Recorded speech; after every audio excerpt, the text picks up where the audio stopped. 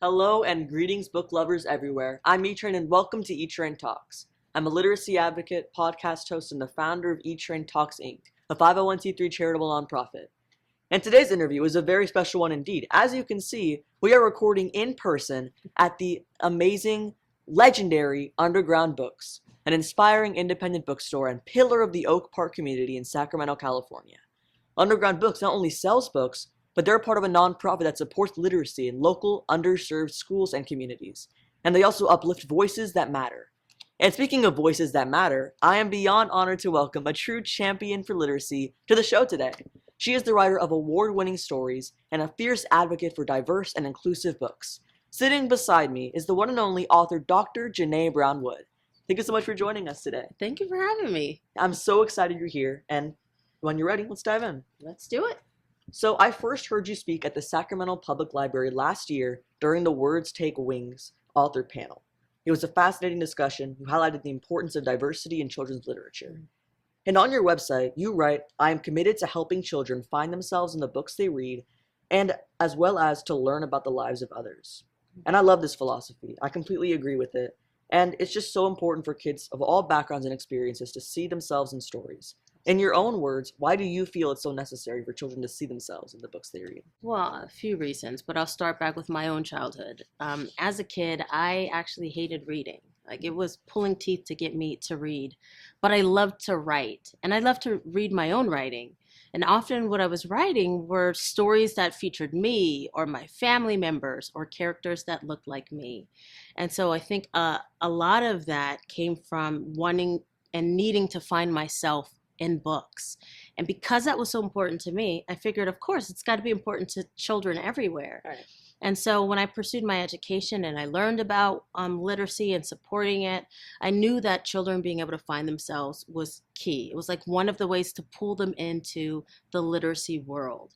And that's important to me. I think literacy skills like reading, writing, spelling are of the utmost importance. So if one of the ways to get kids excited about that is through books, then why not write books that they can find themselves and then become lifelong readers because of that?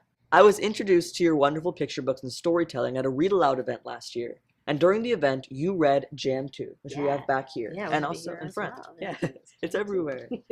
It was an experience to remember because what I loved most about your read aloud is that you didn't just read the words. You actually made each word powerful, interactive, and fun for the kids attending. Each word mattered, and it was an experience for all the senses. So I looked into more of your stories, and I found that many can be read the same way, with a rhythm and the words turning into lyrics like a song. And one of which is a recent book, your newest book, published by the wonderful Nancy Polson, On Our Way, What a Day. Is this storytelling style of incorporating song, rhythm, and music to your books, or in your books, something that you plan out ahead of time, or does it kind of come to you when you're writing? You know, each story comes in a different way. And when I think of Jam 2, for example, I was out on a vacation with my family and I was taking a nap because I like to nap. And there was this commercial on loop that's like, come visit our retreat and all of that. And for some reason that put this idea of beach and music and beautiful spaces into my mind. And that's what inspired this story. On top of growing up surrounded by music, because my father loved jazz music, and I have cousins who are professional musicians, one of them being a percussionist. And so like all of those things went into it. So the story came to me already with the rhythm. It already came with the automatopoeia. I think that's one of the things you're talking about. Automatopoeia being sound words that's captured in the story. So all of that just came to me from those inspirations. And it felt like the story wrote itself. For On Our Way, What a Day, because I love creating these dynamic read alouds. That's really what it is. It's interactive reading. It's a strategy that you can use when you're reading with kids. This one also just started to write itself. And I was thinking, like, what are some things that I can do to allow for the words to jump off the page and to make the audience want to interact with me? And so Onomatopoeia does that really, really well. And so that's what I try to incorporate. So do they always come right into my mind with the rhythm and all that? Not always. Jam 2 did. On Our Way, What a Day, not as much. But with refining and revising, which is a key part of being an author, I think that helped really pull it all together. Absolutely. Mhm. And a little bit of a follow-up for you. Have you crafted other books besides the two we just mentioned that flow easily into song and have onomatopoeia?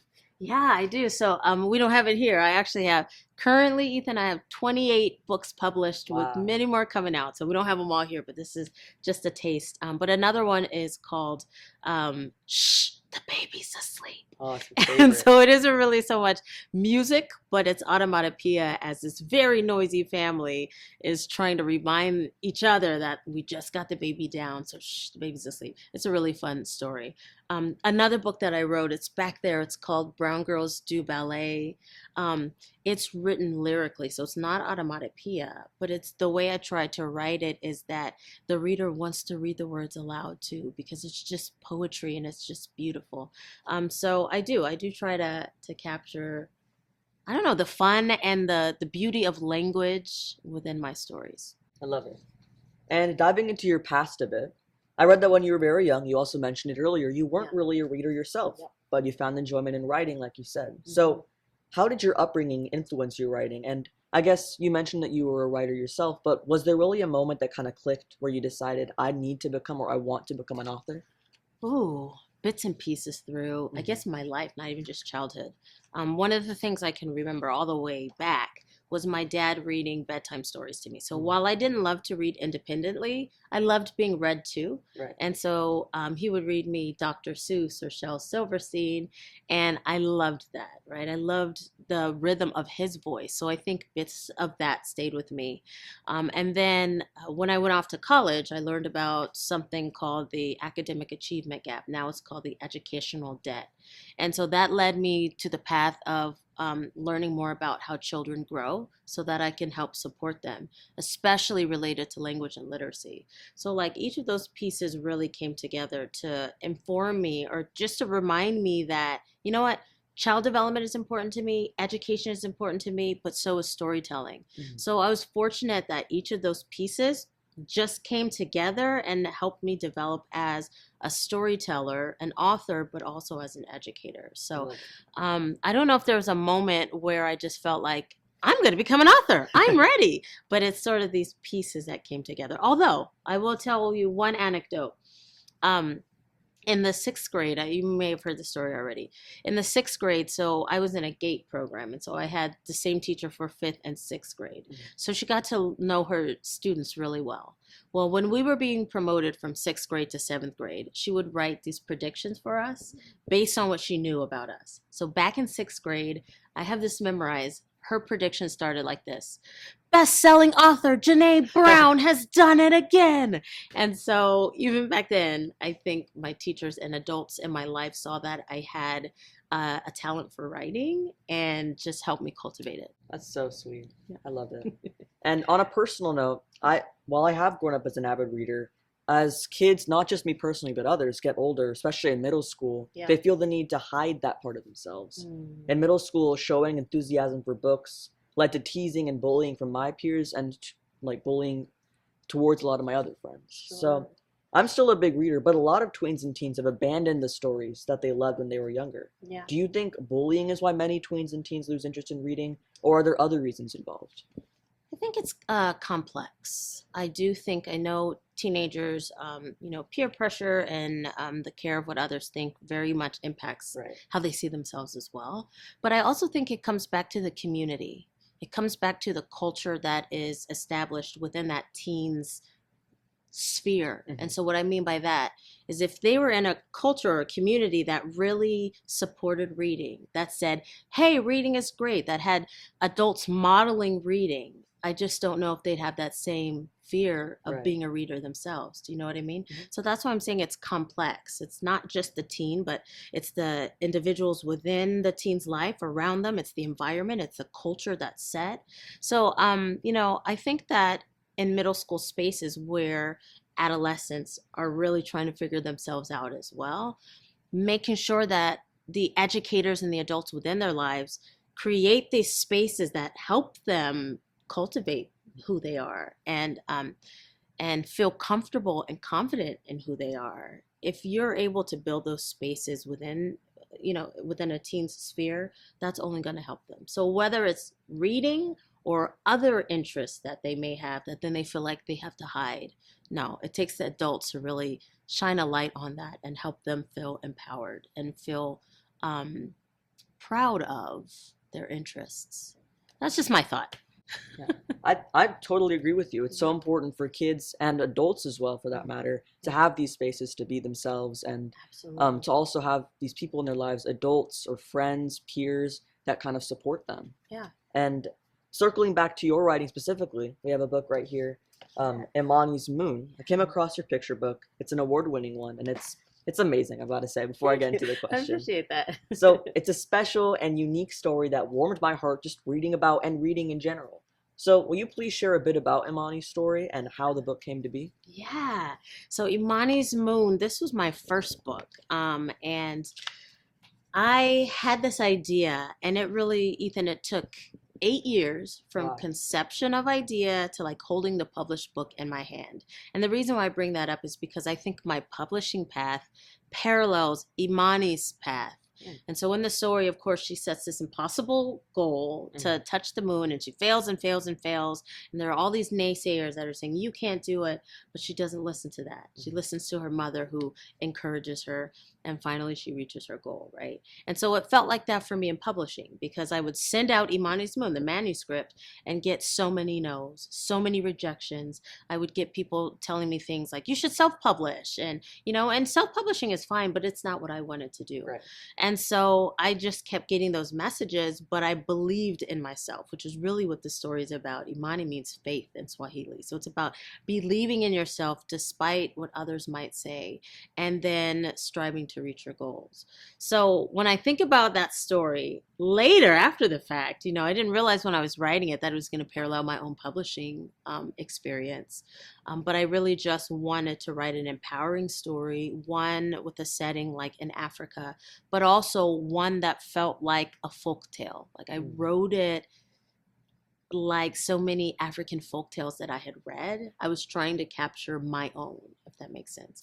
So it's really it's a poignant book for me. It's a special book for me because it was the first, but it really, I don't know, like I said, it's something I come back to when I find myself with challenges, that just like Mama says, a challenge is only impossible until someone accomplishes it. Imani, it is you who must believe. And so sometimes I have to remind myself that too.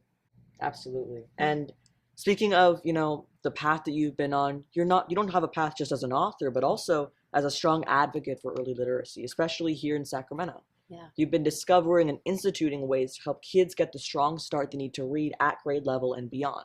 Yes. So in your experience, what have you found are some of the biggest challenges that young readers face in our community, and how are you personally supporting early literacy efforts with your writing and otherwise to make a difference for kids?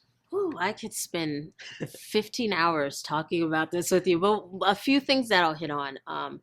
One, it goes back to the interest. I think that's important.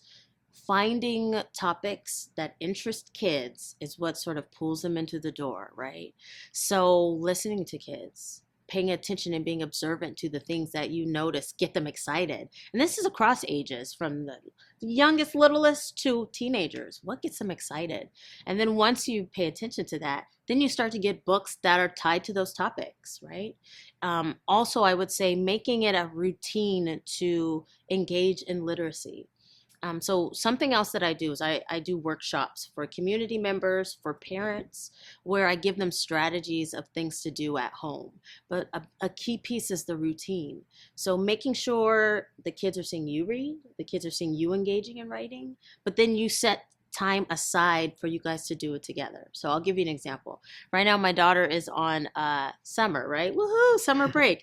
We read every day. Like I say, okay, pull out your books. You owe me 2 chapters. And often I'll sit right next to her. I've got a novel I'm working on reading. She's reading her thing. And then we're also doing the summer learning, was the library learning challenge, where you can then log it. So this is just an example of me kind of, what do they say? Talking my walk, walking my talk. That finding a routine and normalizing engaging in literacy is super important. Absolutely. And then the other thing, I'll hit on one other thing too.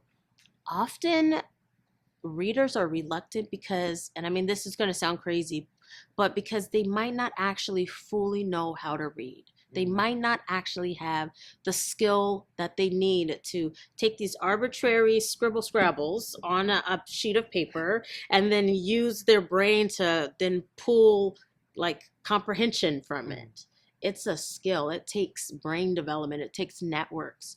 So if it seems as if this, again, this isn't just for kids, even for adults who might struggle to read and then be self-conscious about it, the thing that could get them over the hump is to make sure you help solidify those skills. Make sure that they're able to read the words at the very basic level and then expand it into actually comprehending what you read.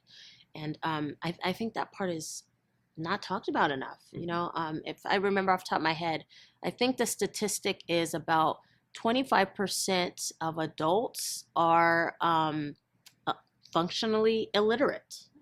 Right? So that's huge. And so making sure that they're getting the skills that they need to become strong readers. I just feel like it's a game changer in so many people's lives. I 100% agree. It's so, so true. And I think circling back to what you said, one of your first points when it comes to feeding kids the books that they actually are interested in with topics that they're interested in, that's one of the big ways that I've gotten just when I actually first started reading, I was a big nonfiction reader. And so my parents kind of gave me nonfiction books. They're over there. We love them. So when you're given stories that actually interest you, with topics that interest you, and you realize that there are people around you that care about you and care that you read and you read what you want to read, that's the biggest step to literacy. And, And I want to add one more thing too, that when it comes to reading, the way you get better at reading is by reading. So the more your parents are giving you those books, the stronger those networks in your brain are becoming, the better you are at reading like fluently, the better you are at comprehending what you're reading. And then those are skills that then you take and use for the rest of your life, whatever pathway you choose, right? So it all goes back to, again, reading, find that interest, and then just continuing that. For sure. And if you're a parent watching, maybe a new parent, or you have been for a while, the best way to get your kids reading, all books are great books, whether they're about Minecraft or they're graphic novels. Every story is a story. And like you said, in order to get kids reading, you have to give them stories that they're interested in, nourish and nurture their interests. And that they connect to, right? Yeah. Because then they're going to want to pick it up and read it again and again. Another story of yours that I have with me that I'm interested to learn about is The Wizard of Oz, the official picture book.